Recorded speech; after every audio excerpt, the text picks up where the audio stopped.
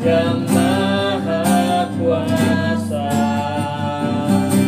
Ku menyembahmu, ku sembahmu,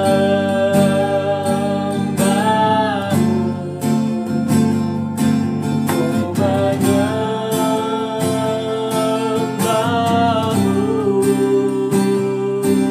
ku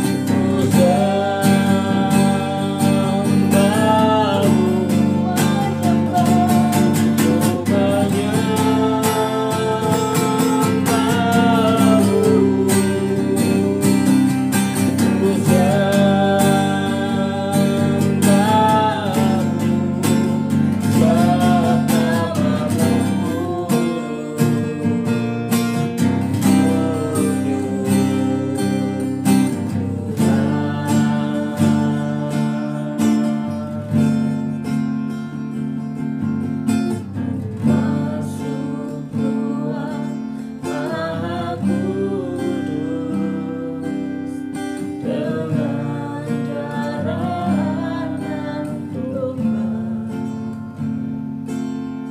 Ku masuk dengan hati tulus, menyembah yang maha kuasa.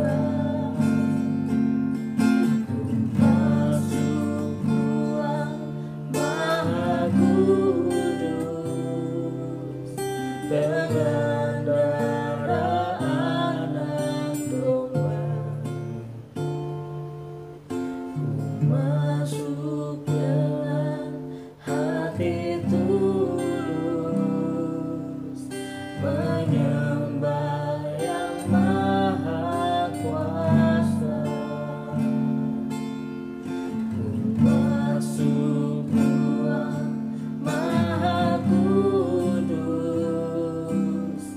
dengan darah anak domba. Masuk dengan hati tulus, menyembah yang maha kuasa.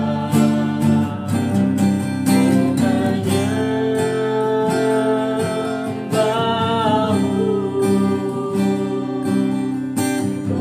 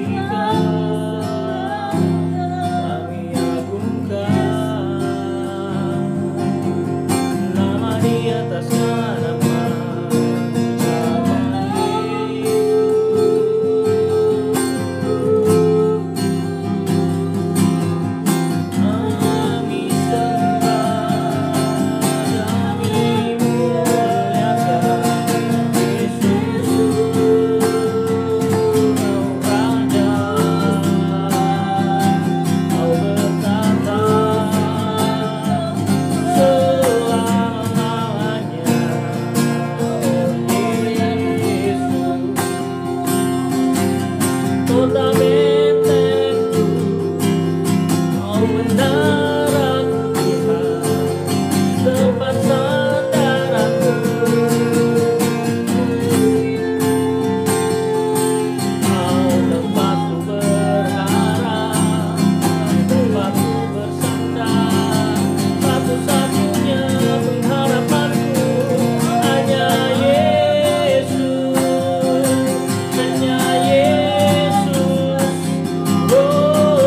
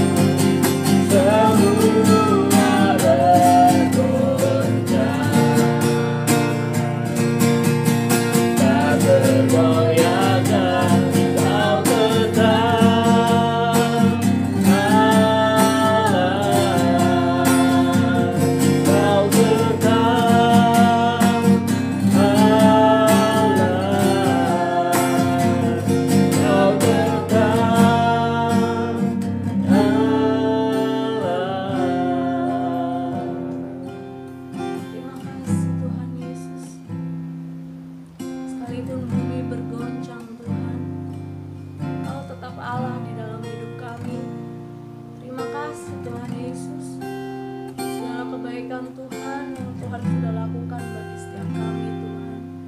Tidak pernah terukur besar kasih setiamu bagi setiap kami Tuhan.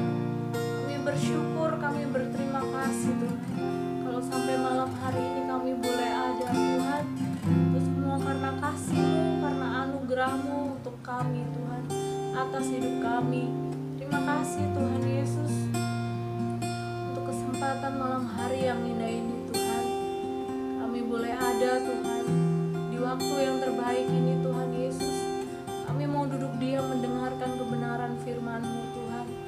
Segala keegoisan kami, keangkuhan kami, pikiran kami Tuhan, kami mau tundukkan Tuhan di dalam firman-Mu Tuhan. Kami percaya Roh Kudus memberikan pengertian bagi setiap kami Tuhan. Melalui hamba-Mu Tuhan, Kau pakai hamba-Mu Tuhan untuk menyampaikan isi hati-Mu bagi setiap kami Tuhan. Kami percaya Roh Kudus Engkau ada bersama dengan kami, memberikan pengertian bagi setiap kami Tuhan. Kami mau duduk diam Tuhan, duduk dengan tenang Tuhan, mendengarkan kebenaran firman-Mu. Kami serahkan semuanya ke dalam tangan-Mu Tuhan. Dalam nama Tuhan kami Yesus Kristus, Tuhan dan Raja kami yang hidup. Haleluya, puji Tuhan. Amin.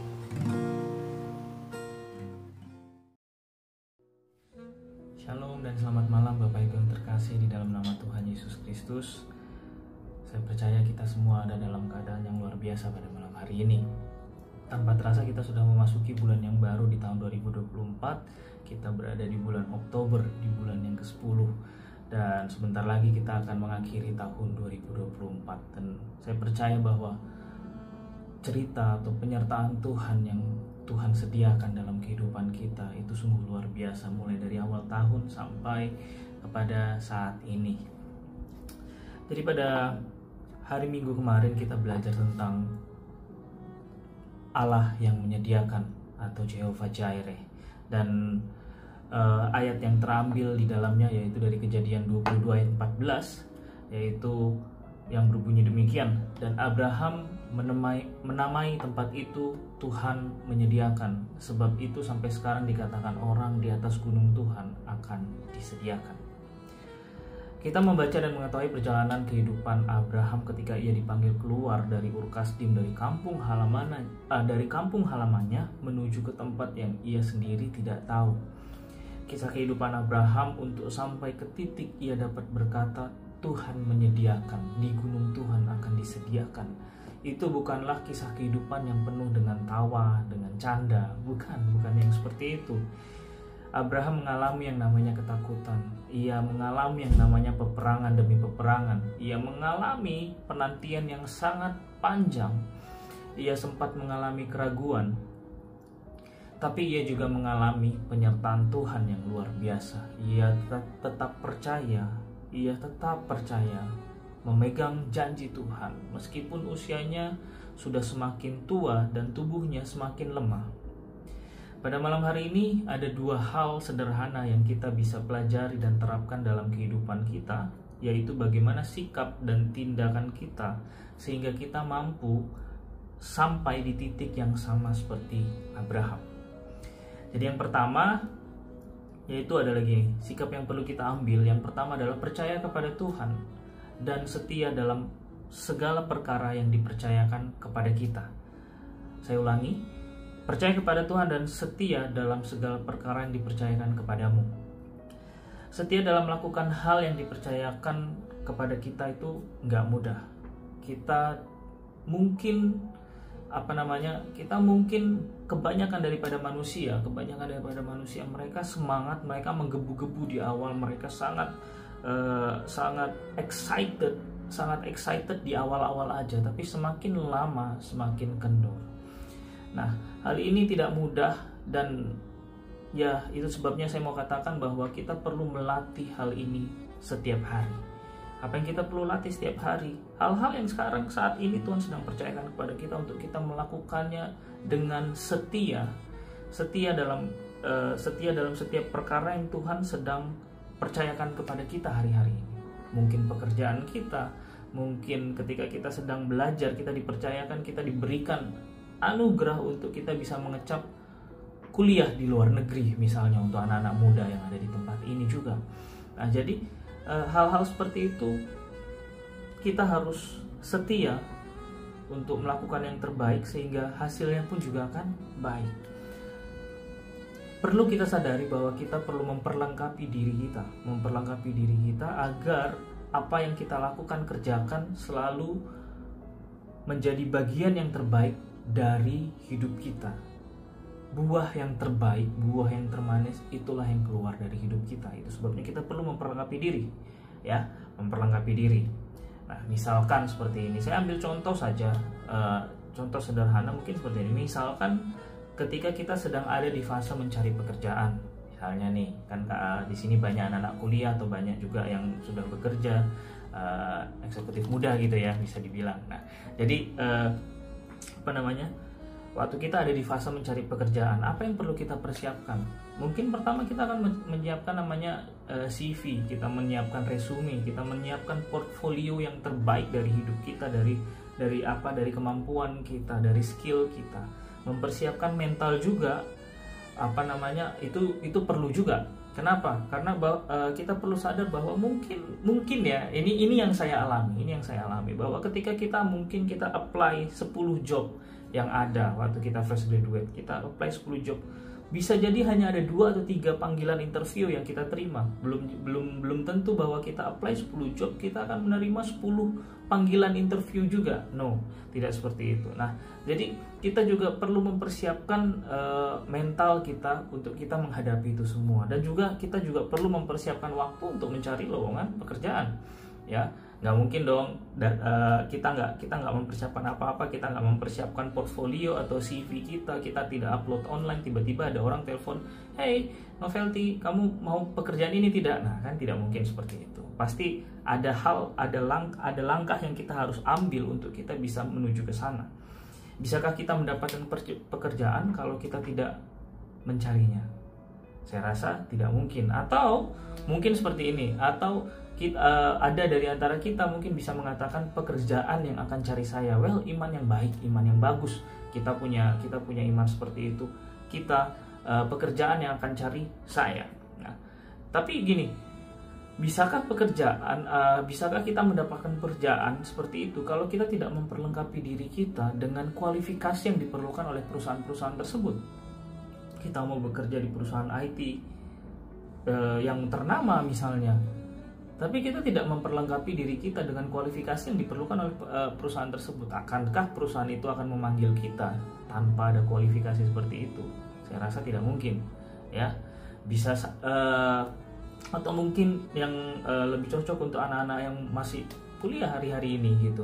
Bisakah kita mendapatkan nilai yang baik jika kita tidak belajar dengan sungguh-sungguh, jika kita tidak mempersiapkan diri kita dengan sungguh-sungguh untuk mendapatkan nilai yang baik itu? Kalau kita hanya main-main saja, atau kita hanya enjoy, oh aku jauh dari orang tua nih, oh aku bisa ada di luar negeri nih, aku bisa nikmati apa yang ada saat ini gitu, nggak usahlah belajar gitu, toh juga pada akhirnya akan lulus juga dan lain sebagainya, toh juga aku akan kembali ke Indonesia, nanti gampanglah untuk cari pekerjaan, atau gampanglah itu untuk nanti aku usaha atau aku bisnis. Well, kalau kita hanya main-main saja dan kita tidak mempersiapkan diri kita dengan baik, kita tidak memperlengkapi diri kita dengan baik, saya rasa kita tidak akan kita tidak akan sampai kepada titik itu. Kita tidak akan memperlengkapi diri kita dengan kualifikasi yang lebih baik lagi. Nah, Abraham dapat sampai di fase di mana dia bisa berkata Tuhan menyediakan, dengan tetap percaya dan setia memegang janji yang Tuhan sampaikan kepadanya, dan setia hidup berkenan di hadapan Allah. Well, saya rasa tapi kita bisa membaca sendiri bagaimana pengalaman kehidupan Abraham ketika ia dipanggil keluar. Sedikit demi sedikit ia mengerti, ia mengenal siapa Allahnya, ia bergaul dengan Allahnya, dan bahkan kita bisa membaca kisahnya di mana Abraham tawar menawar sama Tuhan gitu. Bayangkan, saya rasa tidak mungkin Abraham berani untuk tawar menawar sama pribadi yang luar biasa, sama Tuhan itu sendiri, kalau Abraham tidak mengenal siapa. Jadi ada proses yang dialami. Abraham semakin hari semakin mengenal Tuhan, semakin memperlengkapi dirinya, semakin baik, semakin berkenan di hadapan Tuhan. Nah, itu kisah Abraham. Bahkan di cerita lain kalau kita mau lihat gini, waktu Tuhan memberikan kemenangan yang besar pada Gideon, ya, bulan lalu kita belajar tentang Gideon. Waktu Tuhan memberikan kemenangan yang besar pada Gideon, Tuhan mau Gideon untuk juga melakukan sesuatu, ya, bukan hanya duduk diam dan melipat tangan. Ceritanya kita tahu ya, ceritanya Gideon seperti apa ya, saudara-saudara sekalian. Dia bukan hanya duduk diam dan melipat tangan seperti ini. No, bukan seperti itu. Dia memimpin pasukannya untuk berperang. Dan saya mau katakan gini, bukan hanya Gideon, tapi bangsa Israel waktu dipimpin Musa dan Yosua pun harus maju berperang juga, maka kemenangan diberikan kepada mereka, ya. Maka kemenangan akan diberikan kepada mereka. Saya mau katakan gini, God is our provider and will provide us with the victory. But God also wants us to do our part. Ya, Tuhan Allah akan menyediakan kita dengan kemenangan demi kemenangan ketika kita melangkah maju ke depan. Tapi Tuhan mau juga kita melakukan bagiannya kita sebagai manusia dan sebagai rekan sekerja Allah. Itu sebabnya ini yang membawa kita pada poin yang kedua pada malam hari ini, yaitu gini, miliki mindset, miliki pola pikir bahwa kita adalah rekan sekerja Allah, ya. Miliki mindset, miliki pola pikir bahwa kita adalah rekan sekerjanya Allah. Ada bagian yang harus kita lakukan.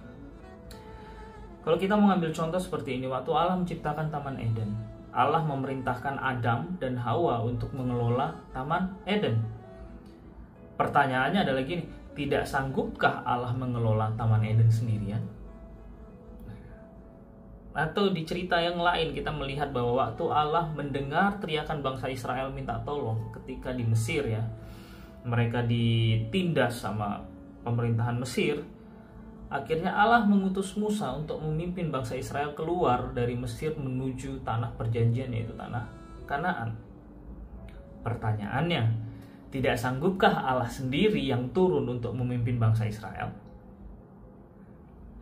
Dan yang ketiga seperti ini, waktu Allah mengizinkan bangsa Kanaan menjajah Israel karena kedegilan hati bangsa Israel pada waktu itu setelah mereka masuk ke tanah Kanaan, ya, dan akhirnya Tuhan Allah mendengar teriakan mereka minta tolong, ya, Allah mengutus hakim-hakim untuk menyelamatkan umatnya.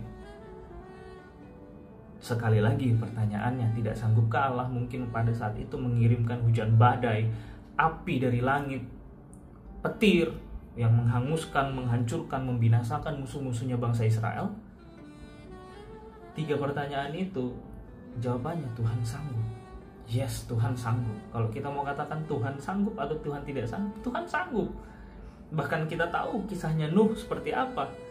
Hanya ada 8 orang yang selamat, Nuh dan istrinya, 3 orang anaknya, 3 orang menantunya. Hanya itu yang selamat dari air bah. Kalau Tuhan mau membinasakannya lagi, Tuhan mampu, Tuhan sanggup untuk melakukannya. Tapi apa Tuhan tidak melakukan? Kenapa Tuhan tidak melakukannya? Tuhan mengingat janjinya, yaitu yang pertama. Dan yang kedua, saya mau katakan gini, kenapa Tuhan melakukan itu semua? Yang saya percayai bahwa manusia selalu ada di hatinya Tuhan. Manusia itu selalu ada di hatinya Tuhan. Dan Tuhan rindu untuk punya hubungan yang spesial dengan manusia ciptaannya, terutama dengan umat pilihannya. Sekali lagi saya katakan, Tuhan rindu untuk punya hubungan yang spesial dengan manusia ciptaannya, terutama dengan umat pilihannya. Nah, Tuhan rindu untuk punya hubungan spesial dengan kita. Itu sebabnya kalau kita mau lihat gini, dalam setiap cerita-cerita yang Tuhan adakan, pasti selalu ada manusia berperan di dalamnya juga. Karena Tuhan rindu ada hubungan antara Tuhan dan manusia. Hubungan itulah yang membuat kita boleh ada sampai hari ini. Kita boleh mengenal Tuhan semakin dalam, semakin mengenal Tuhan. Di sisi lain, kalau hanya Tuhan yang melakukan semuanya, maka tidak mungkin kita dipanggil rekan sekerja Allah. Untuk apa kita dikatakan menjadi rekan sekerja Allah kalau kita tidak melakukan bagiannya kita? Bahkan Tuhan Yesus ketika ia terangkat ke surga, ia memberikan perintah, jadikanlah semua bangsa muridku. Bagian Tuhan Yesus selesai mempersiapkan murid-muridnya, dan bagian selanjutnya, fase selanjutnya adalah murid-muridnya melakukan bagiannya mereka. Untuk apa kita diberikan panggilan rekan sekerja Allah kalau hanya Allah yang melakukan semuanya dan kita diam-diam aja, kita duduk diam lipat tangan seperti ini? Wah, untuk apa kita dikatakan rekan sekerja Allah? Dan ada satu kalimat yang berkata orait labora. Apa itu orait labora? Orait labora itu adalah pray and work. Bukan work and pray, tapi pray and work. Berdoa dan bekerja. Itu sebabnya begini, mulailah segala sesuatunya dengan berdoa terlebih dahulu. Bukan mengerjakan dan melakukannya terlebih dahulu baru kita mulai mendoakannya. Karena kalau kita sudah melakukannya terlebih dahulu, berarti waktu kita mau memulai sesuatu, kita tidak meminta campur tangan Tuhan, kita tidak meminta penyertaan Tuhan di dalamnya. Tapi kalau kita berdoa dan bekerja, kita menyerahkan, bahkan dari mulainya, dari from the beginning gitu, kita sudah menyerahkan semuanya daripada Tuhan. Ketika langkah pertama kita langkahkan, kita maju, penyertaan Tuhan sudah ada dari situ. Libatkan Tuhan di setiap hal dalam kehidupan kita, bahkan dalam setiap keputusan dalam kehidupan kita, baik itu keputusan kecil maupun itu keputusan besar. Libatkan Tuhan. Kenapa saya memakai kata libatkan di sini? Apakah Tuhan gak mampu untuk tiba-tiba masuk begitu saja? Ya Tuhan bisa, Tuhan mampu untuk lakukan itu, Tuhan sanggup. Tapi gini, saya pakai kata libatkan karena apa? Manusia punya kehendak bebas yang diberikan oleh Tuhan. Dan Tuhan mengerti bahwa ketika Tuhan sudah memberikan free will itu dari awal, ya Tuhan mengerti bahwa oke, semuanya itu harus dari hatinya mereka, dari hati umatku sendiri yang memilih aku, yang melibatkan aku. Aku akan ada bersama-sama dengan mereka ketika mereka melibatkan aku. Ya, karena Tuhan memberikan free will, kehendak bebas kepada setiap manusia. Jadi jika kita melibatkan Tuhan, merupakan sebuah ketika kita melibatkan Tuhan, itu adalah sebuah kesadaran penuh dari pihak kita. Ya, sekali lagi, ketika kita melibatkan Tuhan, hal itu pelibatan Tuhan dalam kehidupan kita, dalam setiap keputusan-keputusan kita, itu adalah sebuah kesadaran penuh dari pihaknya kita, bukan paksaan dari Tuhan. Ya, sekali lagi, itu adalah kesadaran penuh dari pihak kita, bukan paksaan dari Tuhan. Jika kita selalu melibatkan Tuhan di setiap aspek kehidupan kita, saya percaya apapun hasil akhirnya, baik itu sesuai dengan ekspektasinya kita ataupun tidak, percayalah bahwa hal itu adalah yang terbaik dari sudut pandang Tuhan untuk kehidupan kita. Jadi hari ini kita belajar dua hal. Yang pertama adalah tetap terus percaya dan setia dalam segala perkara yang dipercayakan Tuhan kepadamu hari-hari ini. Dan yang kedua adalah miliki mindset bahwa kita adalah rekan sekerja Allah. Tuhan Yesus memberkati. Mari kita bersatu di dalam doa. Bapa, kami mengucap syukur, Kau sungguh baik Tuhan dalam kehidupan kami. Kalau pada malam hari ini kami boleh mendengarkan firman-Mu Tuhan, hamba-Mu percaya bahwa isi hati-Mu tersampaikan dengan baik untuk setiap umat-Mu Tuhan. Hamba-Mu ini memang benar-benar terbatas dalam memperkatakannya Tuhan.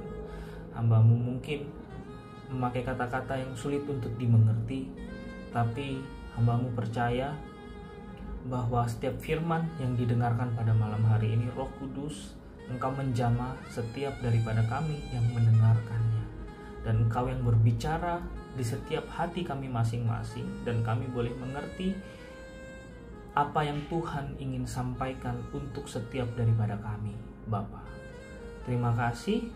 Kami menyerahkan sepanjang minggu ini ke dalam tangan pengasihan-Mu, Tuhan. Engkau beracara, Engkau ada bersama-sama dengan kami. Kami percaya, Tuhan, Engkau tidak pernah meninggalkan kami, Tuhan Yesus. Dan ajarkan kami, Tuhan, ingatkan kami terus, Tuhan, untuk melibatkan Engkau, Tuhan, secara aktif, Tuhan, dalam segala sesuatu yang kami kerjakan dalam kehidupan kami hari-hari ini, baik dalam kuliah kami, dalam pekerjaan kami, dalam bisnis usaha kami, dalam segala sesuatu yang kami lakukan, dalam keluarga kami. Ajarkan kami untuk melibatkan Tuhan di dalamnya, Tuhan, supaya segala sesuatu boleh baik adanya bersama-sama dengan Tuhan. Terima kasih Bapa, kami mengucap syukur buat kasih setiamu dalam kehidupan kami sampai malam hari ini. Ini seru doa kami Bapa, di dalam nama Tuhan Yesus Kristus kami berdoa, haleluya, amin. Tuhan Yesus memberkati kita.